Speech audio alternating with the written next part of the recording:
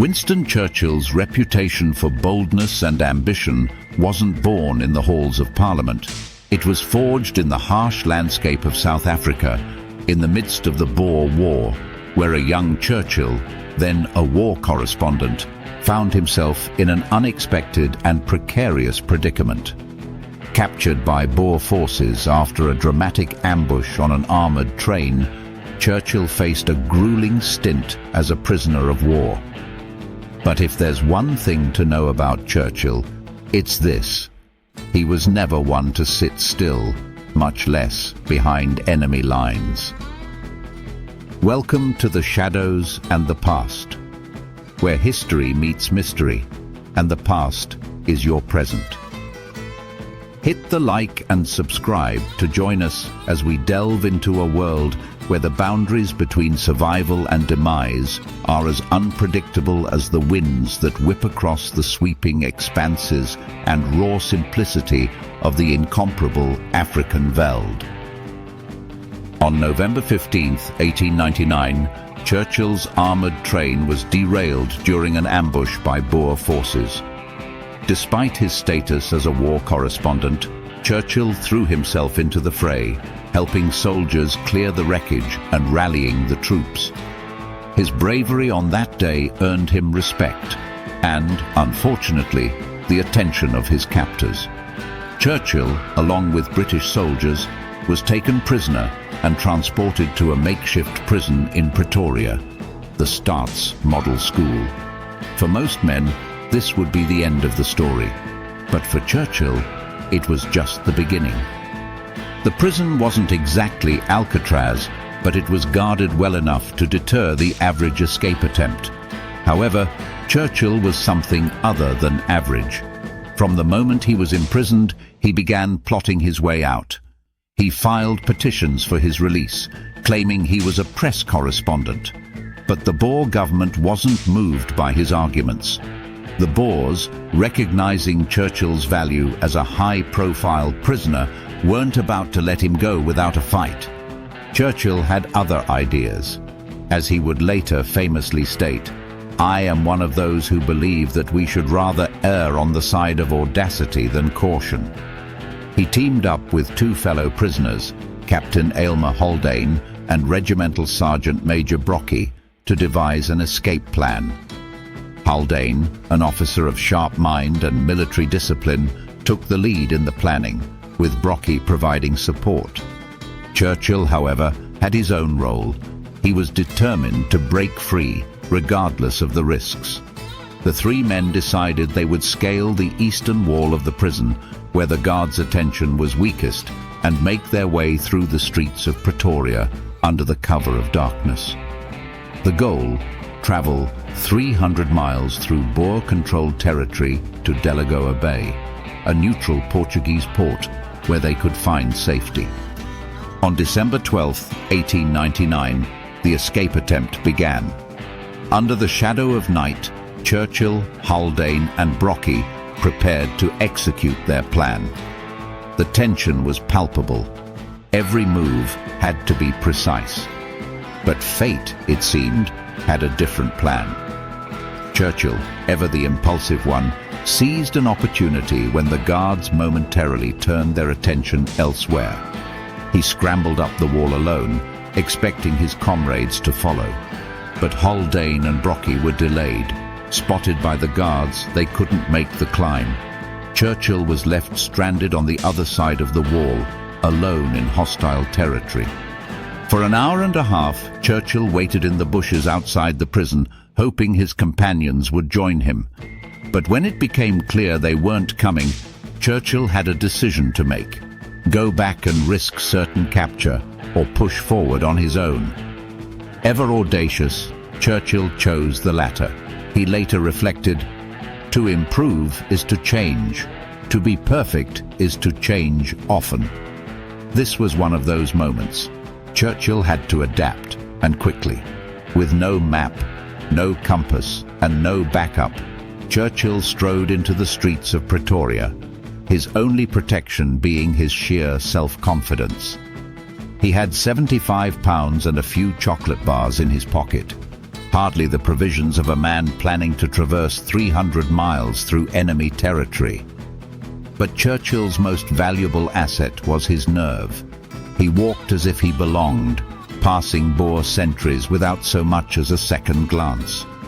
His goal was to find a train heading west, but the risks were enormous. A single misstep, and his escape would be over. Luck was on his side. Churchill spotted an unmanned freight train bound for Delagoa Bay and clambered aboard, hiding himself among the stifling sacks of dirty coal. For hours, Churchill lay in the dirt and grime, holding his breath every time the train slowed. In his exhausted, starving state, Delagoa Bay must have seemed a shimmering oasis on the edge of hell, a place where the salt-laden air luxuriated on his skin, the bustling port filled with friendly foreign voices. But more than anything, it was the elusive taste of safety that truly lingered in his pitiful, parched throat. By morning, he had traveled a significant distance, but was still far from the safe embrace of Delagoa Bay.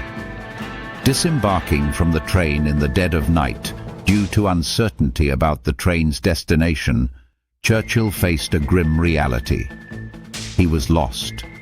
Exhausted, disoriented, and unsure of his next move, he wandered aimlessly through the darkened countryside, searching for any sign of help. The Boer patrols were likely on high alert by now, and Churchill knew he needed to find shelter soon or risk capture. As the hours dragged on, Churchill stumbled upon a small house near a coal mine. Taking a deep breath, he knocked on the door, hoping for a miracle. John Howard, a British coal miner working in the Transvaal region, answered. Churchill revealed his identity. A risk, but one he had no choice but to take. Howard, recognizing the significance of Churchill's escape, took him in without hesitation. The miners who lived and worked in the area quickly devised a plan to hide Churchill in the coal mine until they could figure out a safe way to get him across the border. Howard, a resourceful and brave man, understood the stakes. If the Boers found out he was harboring Churchill, it could mean severe punishment, even death.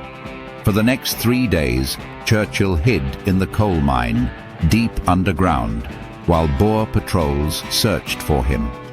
The conditions were rough, dark, cold and suffocating, but Churchill remained patient. He later wrote, "Continuous effort, not strength or intelligence, is the key to unlocking our potential." His time in the mine tested that belief to the core. Churchill wasn't accustomed to waiting, but he understood that in this instance, patience was the most valuable strategy. While Churchill hid, Howard and the other miners worked on securing a safe passage out of Boer territory.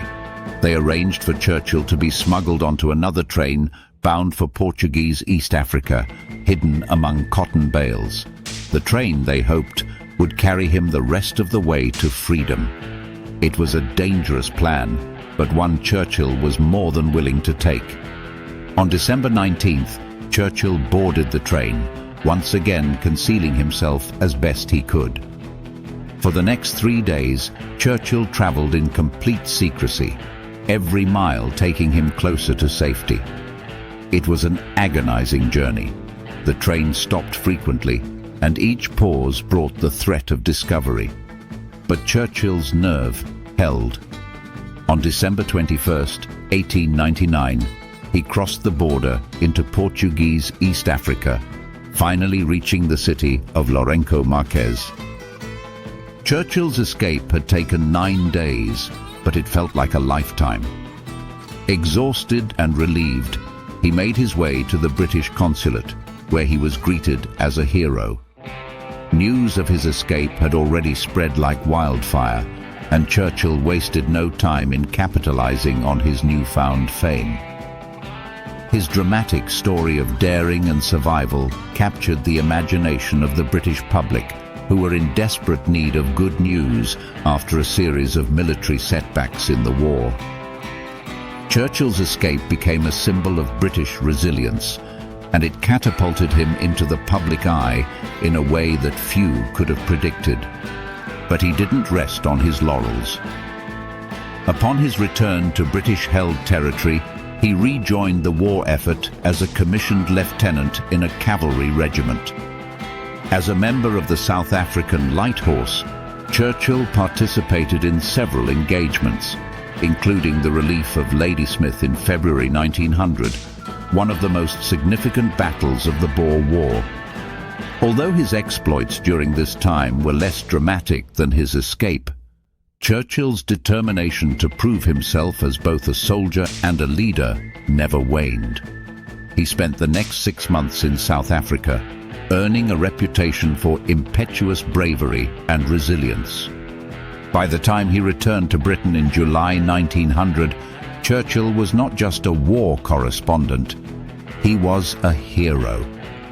As he put it, "We are all worms, but I do believe that I am a glowworm."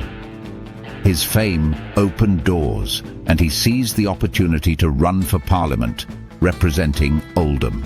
It was a narrow victory, but a sweet victory nonetheless. Churchill, at just 25 years old, had secured his first seat in the House of Commons. Reflecting on his escape and its impact on his life, Churchill once said, "Success is not final, failure is not fatal. It is the courage to continue that counts." His daring flight from Boer captivity was a testament to that incautious courage. In the years that followed, Churchill's career would take him to the heights of political power. But it was in those 9 days of danger and uncertainty that the foundations of his future were forged. The young man who climbed a prison wall, hid in a coal mine, and rode across hostile territory in search of freedom was the same man who would later rally a nation during its darkest hour. Ah, well, such is life in the shadows. If you like stories like this one of Winston Churchill's bold escape from determined foes, click the link to learn how, eager to make a name for himself on the front lines, he managed to find himself in this pickle of a predicament. Welcome to the shadows and the past, where history meets mystery and the past is your present.